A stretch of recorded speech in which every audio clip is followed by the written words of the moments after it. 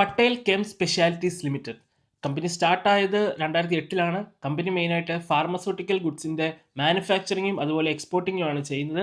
കമ്പനിക്ക് already Europe, Asia, north America എന്നീ രാജ്യങ്ങളിൽ ബിസിനസ് ഉണ്ട്. അതുപോലെ കമ്പനിയുടെ വലിയൊരു പ്ലാന്റ് ഉള്ളത് അഹമ്മദാബാദിലാണ്. ഫാർമസ്യൂട്ടിക്കൽ ഗുഡ്സിൽ കോസ്മെറ്റിക് സെക്ഷനിലേക്കും ജെൽ സെക്ഷനിലേക്കും അതുപോലെ തന്നെ ബാക്കിയുള്ള ഫുഡ് സെക്ഷനിലേക്കും ഒക്കെ കമ്പനി ബിസിനസ് ചെയ്യുന്നുണ്ട്. IPO പറ്റി പറയുമ്പം 58,80,00,000 രൂപയുടെ IPO ആണ് ലിസ്റ്റ് ആകുന്നത്.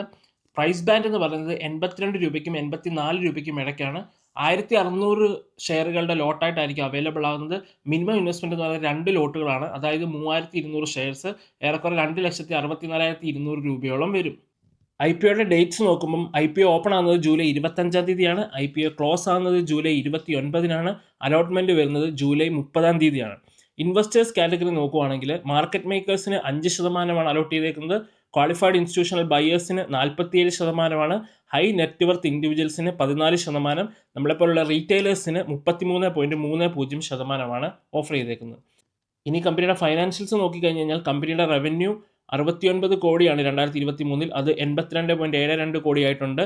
അത് 2025 ആയപ്പം 105.55 കോടിയായിട്ടുണ്ട്. പ്രോഫിറ്റ് ആഫ്റ്റർ ടാക്സ് എന്ന് പറയുന്നത് 2023 2.89 കോടിയാണ്.